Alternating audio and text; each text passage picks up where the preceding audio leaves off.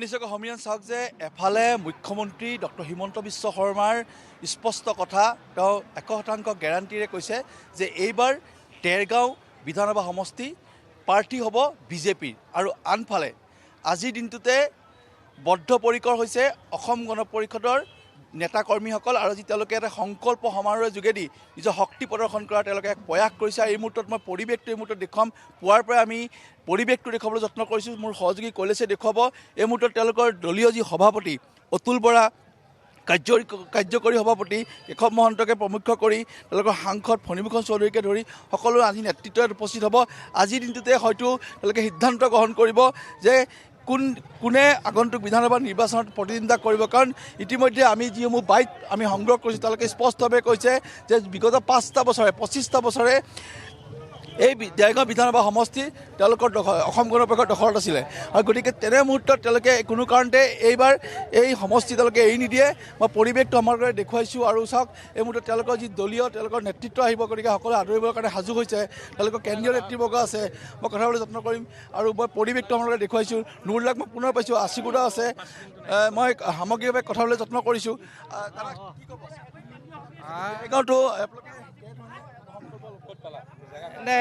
আপোনালোক সকলোৱে জানে যে পূৰ্বৰ পৰা এতিয়ালৈকে 5বাৰকৈ দেৰগাঁও বিধানসভা সমষ্টিত অসম গণ পৰিষদ দলৰ বিধায়ক আছে। গতিকে এইবাৰো মিত্ৰজোঁটত আমি অসম গণ পৰিষদ দলে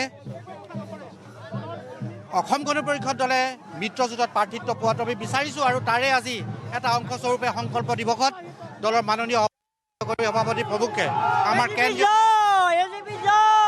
নেতৃত্ব সকলো আহি ইয়াত আমাৰ নিৰ্বাচনী ৰণদংকা আজি বজাব।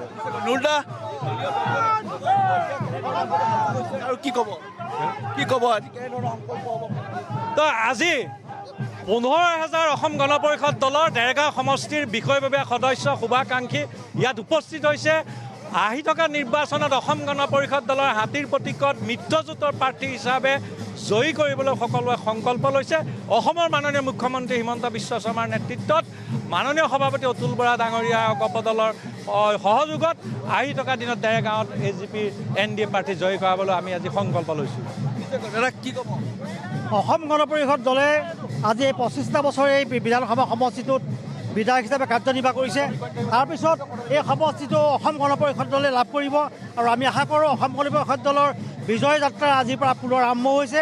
আজি সমগ্ৰ সমষ্টিটোৰ বিভিন্ন ঠাইৰ লোক আৰু বিভিন্ন নেতৃবৰ্গ আহি উপস্থিত হৈছেহি আৰু আশা কৰিছোঁ ভৱিষ্যতৰ কালছোৱাত অসম গণ পৰিষদ দলে মিত্ৰজোঁটৰ চৰকাৰত অংশীদাৰ হিচাপে থাকি এই সমষ্টিৰ পৰা অসম গণ পৰিষদ দলৰ প্ৰাৰ্থীগৰাকী বিজয় কৰাবলৈ সক্ষমতা লাভ কৰিব।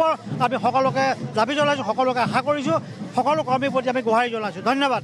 নিশ্চয়কৈ দাদা, এইবাৰ AGP আজি ৰাইজে প্ৰমাণ কৰিছে দেৰগাঁও সমষ্টিৰ ৰাইজ অসম গণ পৰিষদৰ লগত আগতেও আছে, ভৱিষ্যতেও থাকিব। এইধৰণে চাওক সকলোৱে বদ্ধপৰিকৰ হৈছে। বিজেপি নহয়, এইবাৰ AGP মুখ্যমন্ত্ৰীয়ে যদিও ঘোষণা কৰিছে কিন্তু দেৰগাঁও সমষ্টি এইবাৰ AGPয়ে কোনো কাৰণত নৰে। যিকোনো পৰিৱেশ পৰিস্থিতিৰ মাজত দেৰগাঁও বিধানসভা সমষ্টি বা আগন্তুক বিধানসভা নিৰ্বাচন এইবাৰ হাতীৰ প্ৰতীকত তেওঁলোকে নিৰ্বাচন খেলিব, যাৰ কাৰণে তেওঁলোকে বদ্ধপৰিকৰ হৈছে। পৰিৱেশটো মই দেখুৱাইছোঁ আৰু মোৰ বিভিন্নজন আছে, আৰু যদি আছে মই সম্ভৱপৰে কথা পাতিবলৈ যত্ন কৰিম।